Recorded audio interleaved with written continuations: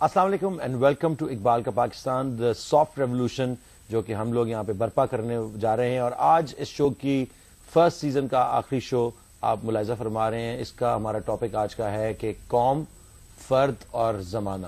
So last شو پہ ہم نے ڈسکس کیا تھا کہ اقبال نے کیسے اس چیز کو کیا تھا کہ کوئی بھی مسلمان یا کوئی مسلم امہ کسی مکان یا کسی لینڈ، کسی جیوگرافیکل باؤنڈری کے اندر اس کو قید نہیں کیا جا سکتا. اٹس اے گلوبل فینومینا، بلکہ کاسمک فارمولا ہے for Muslims to rule and spread the message of Allah. Today we gonna discuss قوم، فرد اور زمانہ. کیسے ہیں سر آپ؟ الحمدللہ علی، ماشاء اللہ. Again as we said feel very satisfied. آج ہمارا 26واں پروگرام ہے اور اللہ کا شکر ہے کہ ہم رموز بے خودی، اقبال کی جو 2 مثنویاں ہیں، اسرار خودی اور رموز بے خودی کے بھی اب تقریباً آخر پر پہنچے ہیں. ابھی چلے گا، یہ اتنی جلدی نہیں ختم ہوتا ہے، لیکن کم از کم جیسے آپ نے کہا کہ پہلے سیزن کا یہ ہمارے 26واں پروگرام. And initially we had thought کہ ہم شاید 26 پروگراموں کے بعد اس سیریز کو کنکلوڈ کر دیں گے، لیکن اللہ کا شکر ہے کہ انشاءاللہ یہ سیریز اب چلتی رہے گی. پچھلی مرتبہ لاسٹ پروگرام میں ہم نے یہ ڈسکس کیا تھا کہ علامہ اقبال کانسیپٹ آف نیشنلزم یا کانسیپٹ آف مکان کے بارے میں کیا کہتے ہیں، کہ انسان ایک مکان کے اندر محدود ہو سکتا ہے یا نہیں. اور جو سب سے پاورفل کانسیپٹ اس آئیڈیالوجی کا ہے، اسلامک آئیڈیالوجی کا، وہ یہ کہ انسان کاسمک سوچ ہے اور گلوبل آپریشنز ہے. یعنی آپ کی فکر جو ہے زمین و آسمان و کرسی و عرش، خودی کی زد میں ساری خدائی، وہ ایک انسان جس کی ریالٹی، اس کی اسپرچل ڈائمینشن پوری کائنات میں آپریٹ کرتی ہے، لیکن اس کا تھیٹر آف آپریشن پوری دنیا ہے. اور وہ کسی جیوگرافی میں پابند نہیں ہوتا، جس کی وجہ سے مائگریشن، ہجرت کرنا، حضور صلی اللہ علیہ وسلم کی ذات مبارک سے جب ہجرت شروع ہوتی ہے تو تاریخ اسلام میں ہم دیکھتے ہیں کہ ہر مسلمان تہذیب میں ہمیشہ across the continents transcontinental migration مسلمانوں کا رواج رہا ہے. کوئی اس میں حیرانی کی بات نہیں، کوئی عجیب و غریب بات نہیں ہوتی کہ جب اسپین مسلمانوں نے کیپچر کیا تو پوری مسلمان دنیا سے لوگ جا کے اسپین میں آباد ہو گئے. جب اسپین سے نکالے گئے تو نکل کر چائنا تک پھیلتے چلے گئے. جب انڈیا کیپچر کیا تو پورے مڈل ایسٹ سے، ایران سے، خراسان سے، ایشیا وسطی سے مسلمان آئے اور انڈیا میں آ کے آباد ہونے لگے. سارے انڈیا میں جتنے مسلمان آئے ہیں وہ باہر سے آئے، مائگریٹ کر کے پہنچے.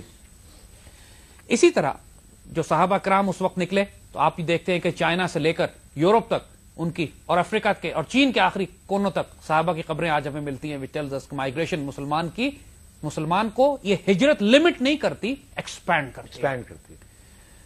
اسی طرح جب ہم مکان کی بات کرتے ہیں تو ساتھ لفظ زمانے کا بھی آتا ہے. اردو میں لفظ زمان و مکان استعمال کیا جاتا ہے، دا ٹائم اینڈ اسپیس. جس طرح مسلمان اسپیس میں پابند نہیں ہے، اس طرح مسلمان آئیڈیالوجی، مسلمان ملت ٹائم میں بھی پابند نہیں ہے. یہ ایک فیسنیٹنگ ڈائمینشن ہے اسلامک آئیڈیالوجی کی کہ ہم ہر دور میں، چاہے وہ 1300 سال پہلے ہو یا آج کی قیامت تک آنے والا کوئی دور ہو، اسلامک آئیڈیالوجی اب ہر دور میں کرنٹ، فیوچرسٹک اور at the same time relevant رہے گی اپنے زمانے اور وقت کے لحاظ سے. یہ اتنا پاورفل کانسیپٹ ہے کہ اسلام کبھی آبسلیٹ نہیں ہوتا، اسلام کبھی بور نہیں ہوگا، اسلام کبھی ایسا مذہب یا ایسی آئیڈیالوجی، ایسی ڈاکٹرن نہیں ہوگا کہ زمانے کے حالات کا جواب ڈیولپ نہ کر سکے. اس سے کوئی فرق نہیں پڑتا کہ آج آپ اسلام کی پولیٹیکل فارم نہیں دیکھ رہے ہیں کہیں پہ اپلائی کی ہوئی، کیپٹلزم اور کامنزم یا ڈکٹیٹرشپ یا ڈیموکریسیز یا فیشزم یا کنگشپ یا تھیوکریسیز کے نام پر مختلف قسم کی آئیڈیالوجیز اور ازمز اور انسانوں پر مسلط کی جا رہی ہیں. اس کے باوجود علامہ اقبال یہ ڈیفائن کرتے ہیں کہ اسلام ایک ایسی گولڈ مائن ہے کہ جو مسلسل خزانے اپنے اندر سے نکالتی چلی جا رہی ہے. اقبال یہ کہتے ہیں کہ اگر ایک کان میں سے ایک ہیرا نکلے اور وہ ہیرا ٹوٹ جائے تو کیا فرق پڑتا ہے، وہ کان یہ صلاحیت رکھتی ہے کہ مزید ہیرے پیدا کرتی رہے گی. اور جب تک وہ کان تمہارے پاس ہے، کوئی گھبرانے، پریشان ہونے، خوف کھانے کی ضرورت نہیں ہے. خلافت عثمانیہ ٹوٹ گئی تو کوئی پریشانی کی بات نہیں، خلافت کہیں اور اسٹیبلش ہو جائے گی. ایسٹ پاکستان تمہارے ہاتھ سے نکل گیا تو پاکستان کسی اور جگہ پھیل کر بہت بڑا وسیع ملک بن جائے گا.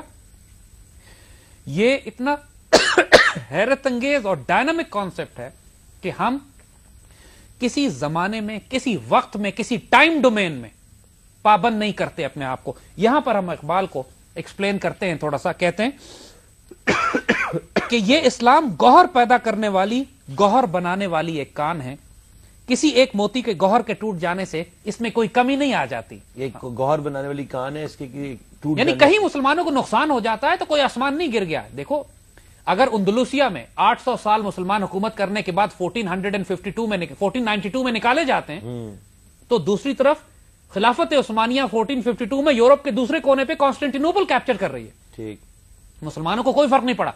خلافت اندلوسیہ ختم ہوئی تو خلافت عثمانیہ بلڈ ہو گئی اور کئی سو سال تک پھر پوری دنیا پہ ایسی شاندار حکومت کرتی رہی کہ دنیا نے ویسی تہذیب نہیں دیکھی تھی. ایک گوہر کے ٹوٹ جانے سے ہمیں کوئی فرق نہیں پڑا.